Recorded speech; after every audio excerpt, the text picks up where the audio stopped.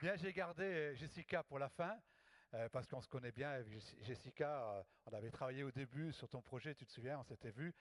Euh, et vraiment, c'est quelque chose d'extraordinaire parce que peu croyaient à cette réussite-là.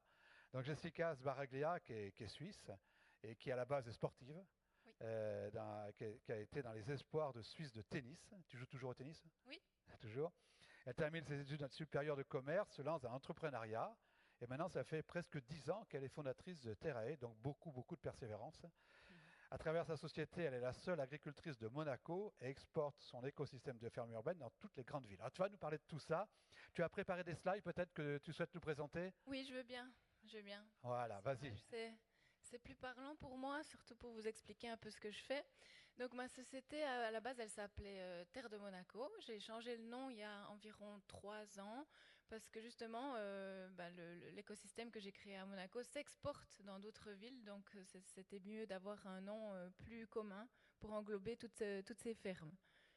Alors, je vais passer cette partie-là. Donc, qu'est-ce que je fais? Je fais de l'agriculture urbaine, parfois en plein sol, parfois sur les toits.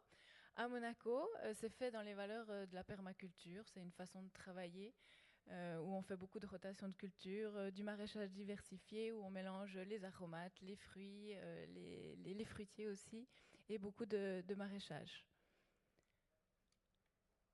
Hop. On aménage des petits potagers chez les particuliers. À ce jour, on a une quarantaine de particuliers qui ont un petit potager sur leur balcon.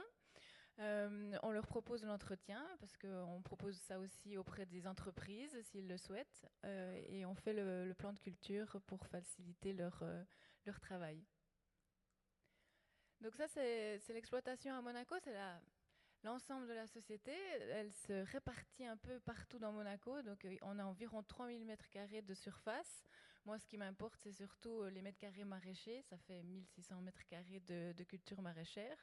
Et puis, à part faire quelque chose dans l'agriculture, produire un légume de qualité, j'ai toujours voulu tout de suite transmettre ce que je faisais. Donc, je me suis rapprochée de l'éducation nationale.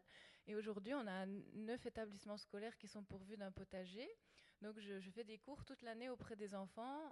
Ils ont entre 5 et 15 ans. Et donc, c'est vraiment une partie que je préfère. Vite fait, pour vous montrer un peu les potagers, on en a un à la Fondation Prince Albert II. Ceci, c'est plus une prestation de service, ça veut dire qu'on est payé pour l'aménagement et l'entretien toute l'année, et l'ensemble de la culture est pour les employés de la Fondation.